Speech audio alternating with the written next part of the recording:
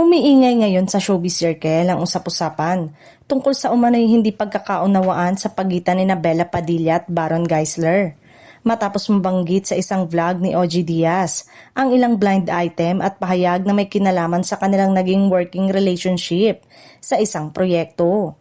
Bagamat walang kumpirmadong detalye mula sa magkabilang kampo, mabilis itong kumalat sa social media at naging mainit na paksa ng diskusyon.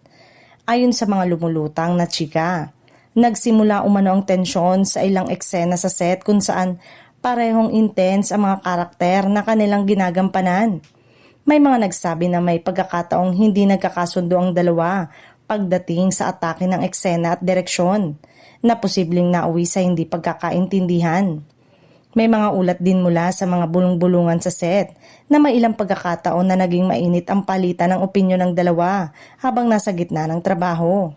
Hindi pa malinaw kung eto ba ay bahagi lamang ng creative discussion o nauwi na sa personal na hindi pagkakasundo. Dagdag pa sa usap-usapan, may mga reklamo umanong naiparating sa production team o mas mataas na pamunuan ng proyekto. Gayunpaman, hindi pa ito kinukumpirma at nananatiling bahagi pa rin ng espekulasyon na umiikot sa industriya. May ilang netizen naman ang nagsasabing posibleng normal lamang ito sa mga seryosong drama project kung saan parehong malalim at mabigat ang emosyon ng mga eksena.